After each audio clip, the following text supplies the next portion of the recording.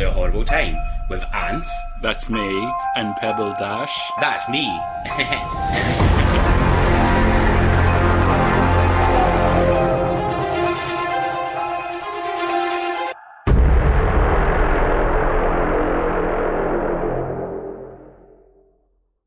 Hey, Bob. Hey. How are you doing? Not too bad. Are you not even going to ask how I am? No. How bloody rude. But let me tell you, I'm amazing. What are we doing this week? This week we are interviewing Frida Sapphic. Oh, I was so excited. Yep. So this is like our crossover week because I've been interviewed on Frida's podcast, Dragopedia, and they're releasing their episode, I believe they release it Friday, and this is coming out the Monday after, so it's like, Ooh. Crossover.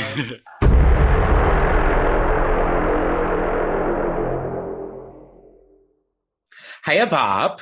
Hiya, you're right. I'm so good. How are you, doll? I'm amazing. I've had, an iffy week, but I'm fine now. I'm doing great. Oh, Good. same. Iffy week. It's been iffy for everyone, hasn't it? Yeah. I mean, it's been an iffy year and a half, nearly. No, has it? Why? What's happened? Oh. Well, this fucking... Are you joking? The pandemic. Could you imagine? Just Imagine thought it was if a somebody holiday. didn't know that there had been a pandemic. Imagine somebody who's been in like a coma. A coma, the yeah. luxury. You know what, as well? This, like, I don't want to talk about the coronavirus. I don't know I don't know if you are going to talk about it in, like, future episodes or whatever, but you could not write this year as a film at all. Oh, no. No. Like, You know what I mean? people have tried. There's been many corona-themed terrible movies released. Don't even get me started. They've really, really tried, and they've failed. Yes, They've massively. absolutely failed. So, Miss Frida, tell everybody who doesn't know, who are you? Oh, God, why would anyone not know who I am? I know, how dare they? Rude. I am Frida Sapphic, Friday to some people, Frida to most people. I am a drag queen here in Newcastle. I am a finalist in Drag Idol.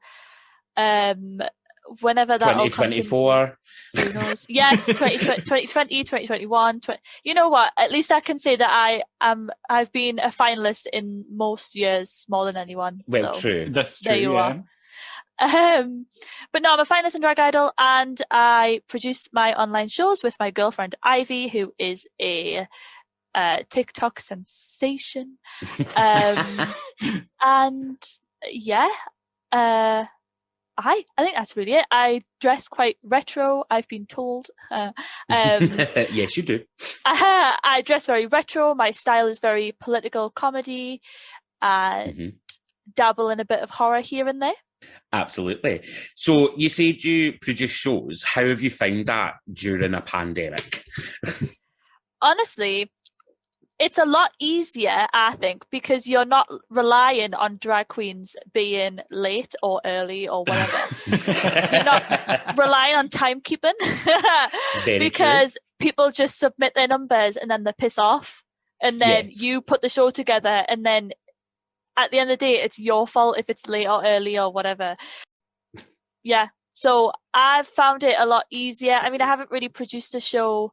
I have. I've produced. I've written proposals for shows to happen, but every time someone comes back to us and says, "Yeah, we'd love to put it on," we'll go back into lockdown. So, Well, yeah. But yeah, it's a lot easier. I think it's a lot less chasing about, and also it's not really relying on a venue either, because you are the venue. You know what I mean? Yeah. So, yeah. No, that absolutely makes sense. Yeah. I'm looking forward to the next one that you're doing. We can talk about that at the end. Oh, yeah. Ooh. So you said that you dabble a little with horror. Yeah. What is your favourite kind of horrors? It could be games, books, whatever. Right.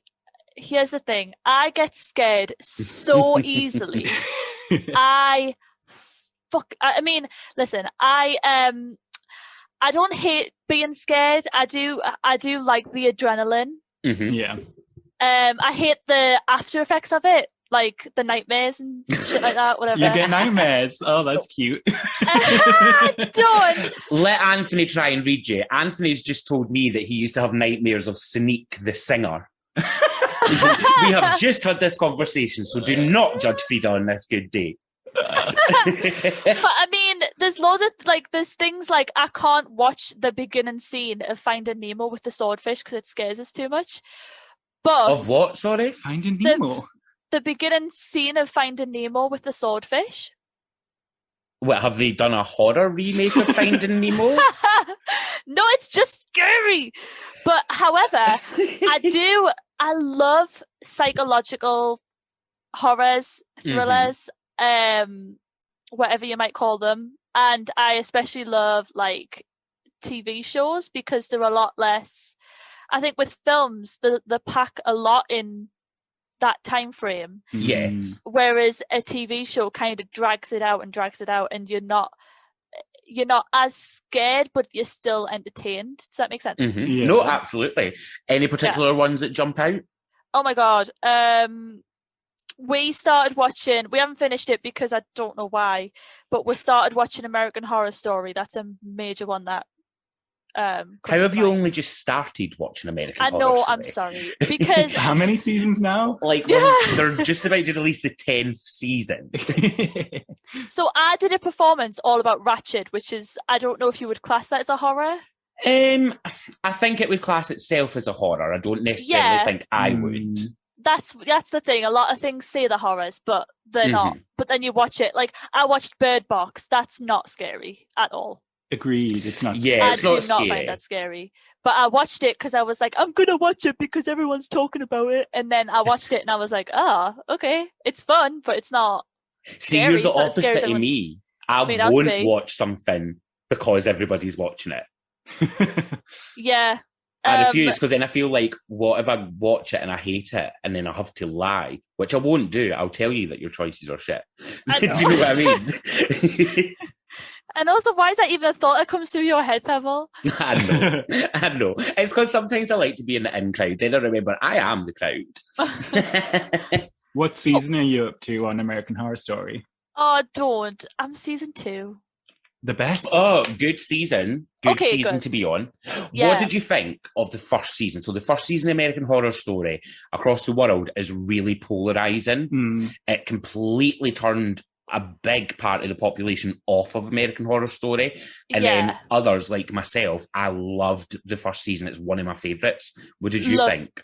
I loved it. It was the season that made me go, oh my god, I need more. However, I didn't really like the ending. So you're Spoiler going to alert, find everyone dies. It's like you're going to find with American Horror Story that you're going to love a lot of them until the end of the series. A lot of them do that. It's like, because sometimes he's still writing as it's being filmed, Ryan Murphy, because he owns TV. So he's a busy man. So yes, sometimes the endings can veer a little bit. But what I will say is that in the future of American Horror Story, it goes back to season 1 and gives you some more work. Yeah. So season 2 is amazing. Season 2 is Asylum, isn't it? It's my favourite season, Such a good season. It is fucking bonkers. Yeah, it's off its rocker. There's so much that happens in it. There's one question, I'm not going to say it because I don't know where you are, but there's one question I still have from that season that everybody in the world has from that season. Yeah. Oh, really? And I'll wait until you've finished it, and then we can have a chat about it. And I'll see if you think the same. There's one question that just hangs over the entire season. It does. Oh, I'm trying to think of everything that it could be because there's loads of things that are still unanswered. Yeah. So most things get answered. Yeah, you get a lot of tie-ups with the storylines, but there is one major one which you're like, okay. Yeah, it never explains, but I still absolutely love. Sarah Paulson and Evan Peters are amazing. I'm obsessed with Sarah Paulson. If there's some listeners out there that have not seen my Ratched performance, go watch it. Yes, it's very good. it made me want to watch American Horror Story because I'd seen Ratched and was like, Yeah. what else has Sarah Paulson been in? So I have a confession. Mhm. Uh-huh. I haven't watched Ratched because... Okay, I'm going to hang up now. That's Let me tell you for why. yeah. I'm a little bit of a purist. One Okay. Flew Over the Cuckoo's Nest is untouchable. Yeah. Just don't touch it. I don't need to know her backstory. And I also don't need to know Ryan Murphy's version of her backstory.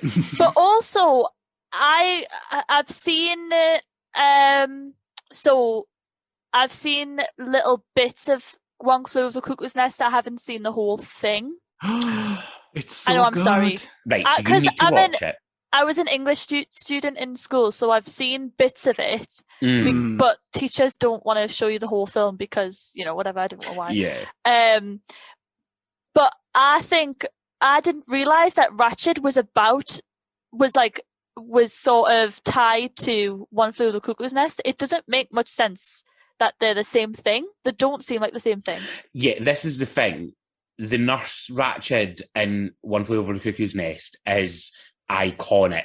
She's one of the most hated villains in any movie ever. She's just, she was amazing. And Sarah Paulson's an amazing actress. Yeah. But I feel like the age Sarah Paulson was playing her wasn't the right age or showing, because I know what happens, showing the right behaviours that would apply to Nurse Ratched and One Flew Over the Cuckoo's Nest. It was very much a Ryan Murphy, like a spin-off of American Horror Story, as opposed to a faithful kind of exploration of the character in One Flew Over the Cuckoo's Nest, which is fine, artistic license and all that. But just for me, I was a bit like, I might watch it at some point. And I think she's nice in Ratched. I don't think she's that mean. Well, because everything she does is kind of justified. You know what I mean? Yeah, it's supposed to be like how she becomes the Ratched that you see in One Flew Over the Cuckoo's Nest. Okay. I think, yeah. Yeah, because in One Flew Over the Cuckoo's Nest, she's not even like, she's not evil. She's not like a mad murderer or anything like that. She's just a horrible bitch of a nurse. Yeah. With no empathy or sympathy. Yeah.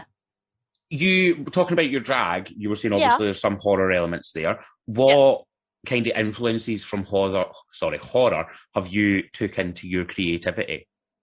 Well, I'm doing it more so now than when I started, because when I started, I kind of wanted to be this like Disney, sort of Disney, like taking something really dark and Disneyfying it. You know what I mean? Mm-hmm. I love the idea of drag in the sense that someone can take something so dark and paint it really happy, and then everyone sat there uncomfortable as hell. You know what I mean? Oh, I know exactly what you mean. I love it when people do that, because then it gets the message across of what you're trying to do. Yeah. Like, Bob the Drag Queen did a performance to Slave for You from Britney Spears, and then mixed it up with this little like skit that Chris Rock does about how when white people can say the N-word, and it's very and then Bob plays into this like slave, quote unquote slave stereotype while lip syncing to the song, and it makes white people so uncomfortable, and that is why it's brilliant. You know what I mean? Oh, absolutely. My two favourite emotions in other people is uncomfortable and awkward. Yeah, They're my especially in favourite drag. reactions. Yeah. And so, like things like when I did Ratched for semi-final, I wanted people to, first of all, I wanted people to like be on my side, because there's nothing worse than me coming out into a room full of Tories and then them just booing us. Like, that's not what I wanted at all. That's why I got a breastplate. But at the same time, I wanted people to be really uncomfortable. You know what I mean? I wanted people to sort of look at it, and I don't know if I've achieved that or not, but I wanted people to be like, oh my God, what has she just done? What the hell? That is a really common theme through your drag, though. You know, I've said to you all the time, I love that you're one of the few queens that's took an outwardly political stance, but we never feel, I think I said this on your podcast, I never feel like you've bashed me over the head with your opinion. Yeah. It's just showing me that this is something that goes on. I can make up my own mind about it, but you're going to tell me that it's there.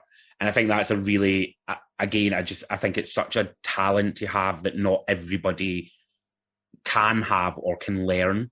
Is knowing where to twist the knife. You know what I mean? Let me give you this Disney-fy, but you're going to realise that actually I'm telling you something serious, but you're not going to be offended by it. Yeah. Do you know what I mean? So it's something that I really love about your drag. So thank you.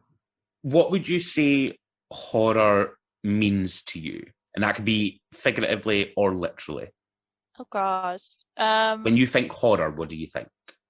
Literally what I think of is like things like Hannibal Lecter for some reason. I don't know why that comes to mind straight away. But like, just like, I don't know how similar horror and thrillers are, but quite. The psychologicalness of it, I'm not a fan of gore. That doesn't really scare me as much. It makes us like feel uncomfortable and queasy, but it doesn't make us feel scared. I'm not scared when people get their arms cut off, you know what I mean? Okay. No, you just like, that happens. But when people, oh my God, I used to be a massive fan of The Walking Dead, right? Not so much now because it's dragged on a bit, but I used to love The Walking Dead. And when that bit of Daryl gets put into like a jail cell thing, by what's he called? I forgot what his name is. That guy with the baseball bat. I forgot what his name is. Negan. Yes. When he gets put in that like jail cell with Negan because of Negan's friends, and they start playing that song over and over and over again, that terrified me because I hate like just the psychologicalness of horror and messing with people's minds. I think that is the worst thing you could do to people, is just mess with people's minds. Hate it. And then also when just that whole season of Negan just torturing people, I just thought that was the best season that The Walking Dead has ever had. And I remember watching that, and I was also a drama student. I know you wouldn't think it. I was also a drama student. Yes, and I would watch I would watch The Walking Dead on like a Monday night, come back to like drama at school and go, so guys, we're going to be making our performance about psychological torture and stuff. But yeah, so I think though, so with drama, because I mean I feel like we all know that I've done drama as well. Shock. I know. With that though, psychological stuff plays so well on stage as well.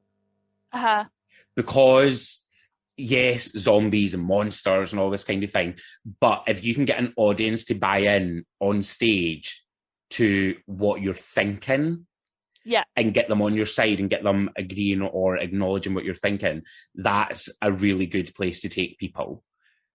And when people get shocked, so even stuff like Death of a Salesman, when people don't see the twist that's coming, like that's amazing to me because they've just done that on stage without having a movie where there can be a dialogue of what people are thinking. You know what I mean? I watched Woman in Black on the stage, and I found that 10 times scarier than when I watched Woman in Black as a film. Oh, you mean Harry Potter 11? Yes, that. Ivy's triggered in the background. Women in Black is actually quite a good film though, because it goes into the old Hammer horror, which is that's where if I watched you do a horror performance, I would see you doing really well. Like the gothic-y horror. Like I could see you doing that well. Old like Hammer housey horror movies and things like that. When we talk about horror and we talk about what it means to people, one of the things that we bring up to everybody we've interviewed is also, for you, why do you think the queer community is so enthralled by the horror community? Because there's such a big link between the two. Yeah. I honestly, I really don't know, because, I mean, you said it in previous episodes, like, people, like gay people love a female antagonist. And it's sort of like, again, it's sort of like horror's very overly sexualized, like not even the women, the men are as well. Mm-hmm. And I think the gay community in general is quite overly sexualized, sometimes not because they want to be, but because they're kind of forced to be, in a sense, because a lot of it is, you know what I mean, if that makes any sense. Everything, we're not judged for who we love, we're judged for who we fuck. Exactly. Yeah. And I think horror sort of, it pushes boundaries, it champions on the people that are normally the outcasts in society, like that whole thing when you said like people like the slut always dies and the virgin always lives, like that's a very common thing that happens. Whereas that doesn't really happen in normal life. Like in normal life, people don't really cheer on like the virgin nerdy girls. They bully them ones. And I think that's what gay people really warm to, is that they're always the ones that are made fun of. They're always the ones that are like they're always the ones that made fun of. Whereas in horror, they sort of, because they're now seeing all of the outcasts and the people who are often bullied become the heroes, I think that's what they identify with. Yeah, I agree with that. You know? I think that's a cool way of looking at it. I think it's like what you said, obviously, in normal life, when we were at school, when we were kids, it was, you're a virgin, haha, you're a loser, you're a virgin. But within horror movies, generally, not always, but generally, the virgin is celebrated. Yeah. And I think it kind of falls into that thing where in movies, if you think movies starting back for like the 20s and stuff, obviously not silent movies, but talkies. God, I just said talkies. I'm a 1920s gentleman. But when the talkies, and especially when horror and that started, was a time when sex was demonized. Yeah. Especially women's sexuality was demonized. Yeah. Obviously, your name is Frida Sapphic.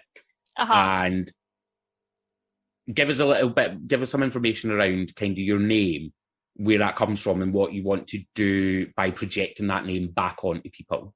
Oh wow, what a really good question.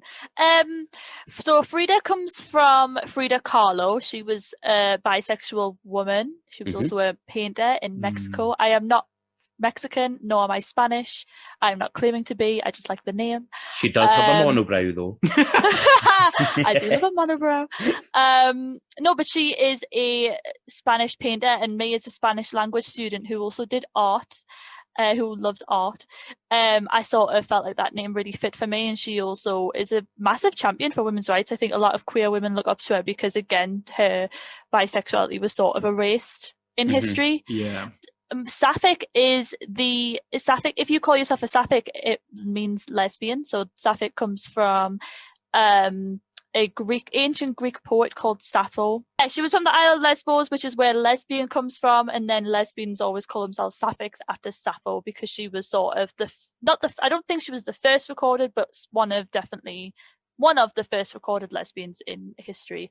And that is sort of where my name comes from. Put them two together and it literally means gay woman, in a sense. And I'm just sort of, with that name, I am just like reclaiming my femininity and my sexuality, and also like my name it comes from two very artistic people, you know, and it's like, it's championed that, like, for so long my sexuality was sort of hidden away and was always shamed by a lot of people. So to then reclaim that in a name and in a drag character, and I also dress very retro, like 70s, like 60s, 70s, because that is sort of when the women's lib movement kind of erupted, and when people were just sort of like, I've had enough.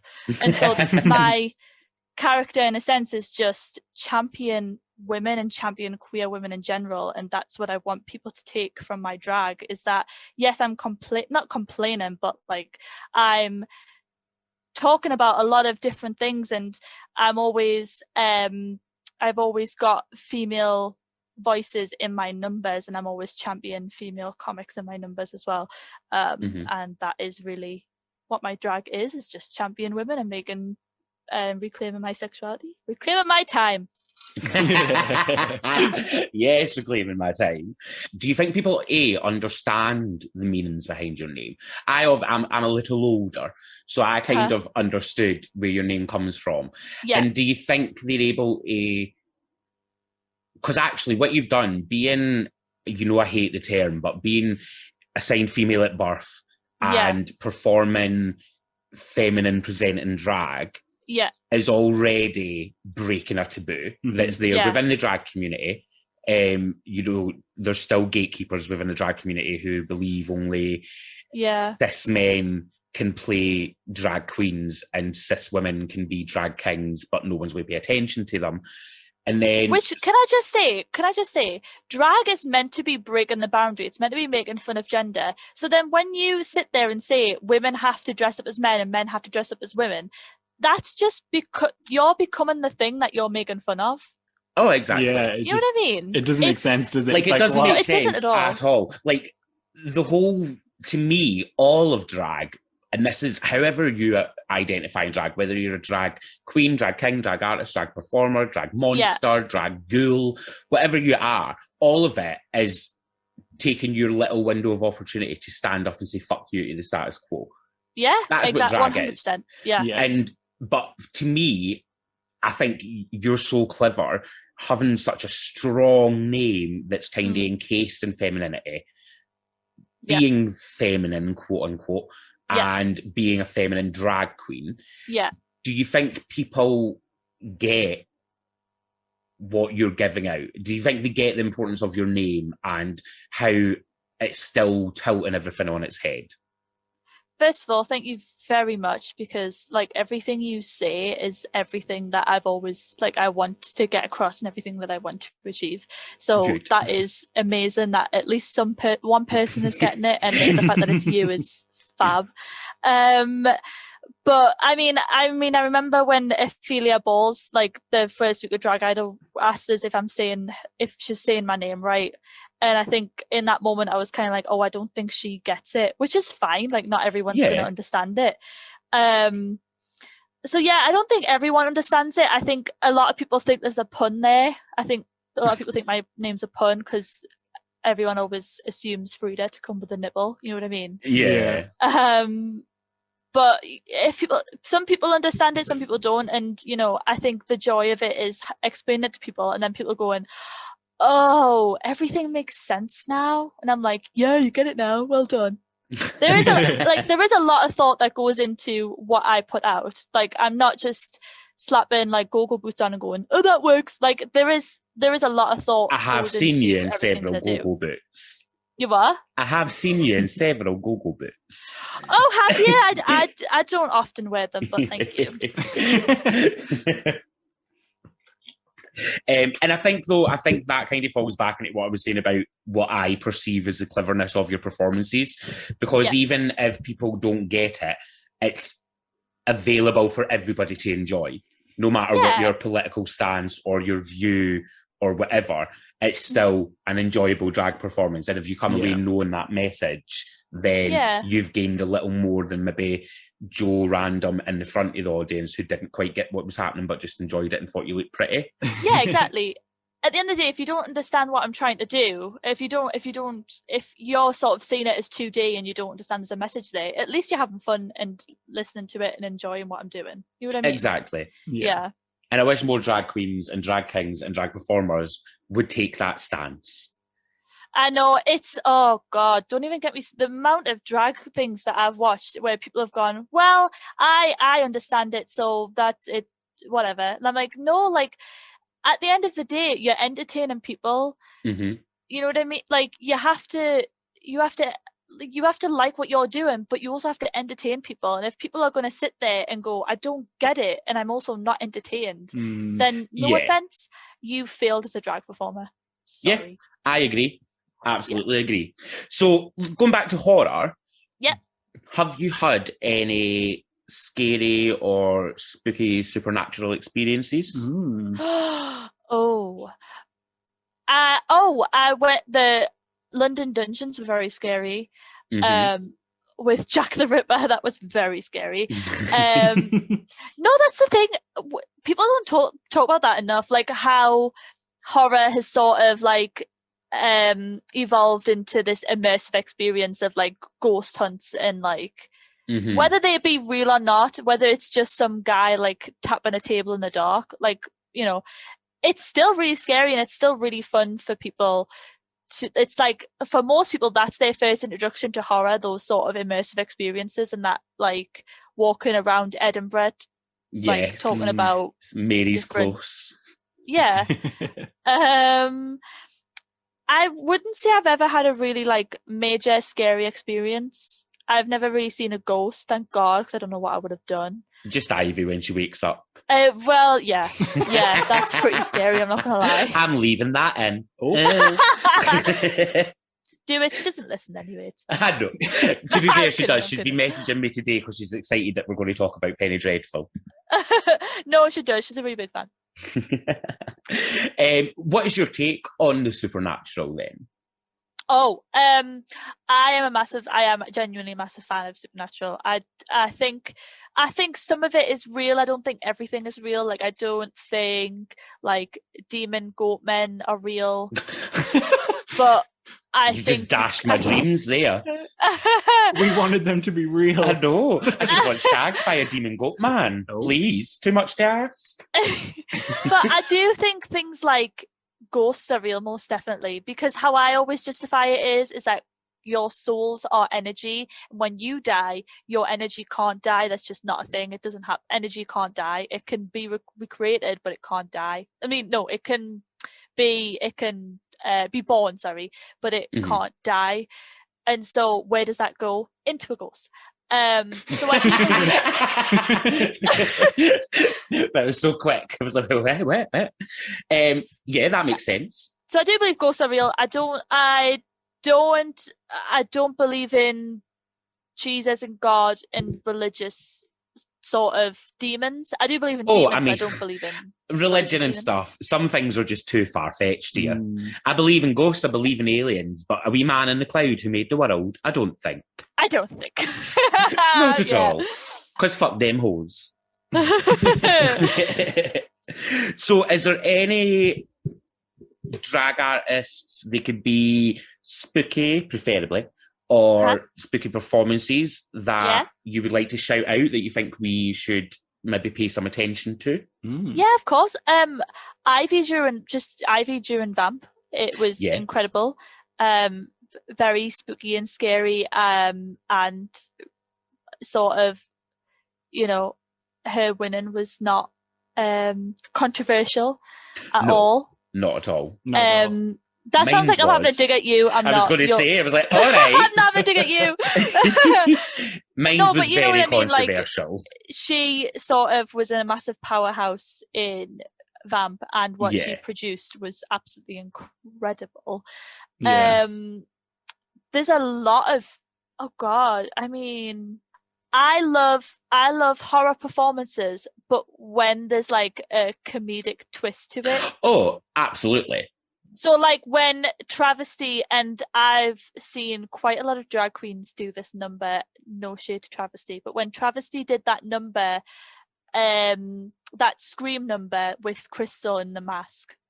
Yes. I've seen a lot of drag queens do that number. Sorry, Travesty. Especially Scream mixed up with Telephone. I've seen a lot of people do that. Yeah. However, that is a very clever number. There's a reason why loads of people do it. Yeah. And also when Crystal, which I don't even think she does drag anymore, which I'm really upset about, but when Crystal did that All-Stars performance where she brought on John Wayne Gacy. Yeah. Yes. So I remember seeing that in Shade. And it was in SR44, and it was probably the first time I've seen Crystal perform, and I was absolutely blown away about how disgusting and gory and scary it was. She was one of the main inspirations for me when I was planning my semi-final performance. She was the one person that I kept coming back to and going, okay, so she does it like this. Okay, right, I got it. Yeah, Crystal Meth from Newcastle is just beyond talented, an amazing burlesque performer. Yeah. And really just displays a fucked up creative mind. Yeah. One of the most incredibly creative people that we have on the drag scene, and that we're ever going to have, really. Yeah. And it's quite sad that, because I've heard rumours that she's quit drag because of lockdown. I don't know if she'll ever come back. I don't know if she's quit. I know she was stepping back and only doing some burlesque appearances. Yeah. I don't know what will happen with that post-lockdown. Hopefully we'll get an interview with her and find out. Oh, well. With regards to yourself, have you got anything that you'd like to plug other than that? Oh, yes, I do. I have a podcast called Dragopedia, which streams every Friday wherever you get your podcasts. Mm-hmm. And it's also on YouTube as well. By the time you're listening to this, will we have your episode out? Yep. Yeah, so go over to Dragopedia and the Pebble episode will be out, and we talk so much shit I'm going to have to cut most of it out. Real? To be fair, there was only one bit asked to get cut out. Oh my, it's going to be 10 minutes long, literally. But no, so yeah, we have an episode with Pebble out right now, which is amazing. We've also got a drag show coming out with Pebble as well, which I'm assuming that we have promoted it by the time this episode comes out. So this episode comes out on the 15th. Oh, then yeah, we will. Yeah. It is a Cluedo-inspired show. It is called Drop Dead Gorgeous, and it is so exciting. A murder mystery show. No one knows who the killer is. Nope. No one at all. Everyone's been given a prop and a room and a colour, and they have to integrate that into their performance, much like the Cluedo board game. And at the very, very end, everyone has to try and guess who the killer is, and then the killer is revealed. And it's all very exciting, and I'm very, very excited about it. I've heard a lot of people's ideas already, and it is just brilliant. It's going to be incredibly camp. I cannot wait. But yeah, tickets available right now on Eventbrite. You'll be able to see all my socials at Frida Sapphic and everyone who's involved. I'll link it up on here as well. Yeah, and then all of that, the ticket links and everything will be on there. But yeah. Fantastic. Well, Frida, thank you very much for coming to join us. Thank you. I had so much fun. I'm really glad you have. So have we had. You can follow the podcast at A Horrible Time Podcast on Twitter and Instagram. You can follow your host Anthony at Anthony Detro on Twitter and at Diamond Hardskin on Instagram. You can follow Pebble at It's Pebble Dash on Instagram and Famous Cunt on Twitter. Recorded by Pebble and Anth, mixed and mastered by Pebble Dash. Artwork by Graphic Design.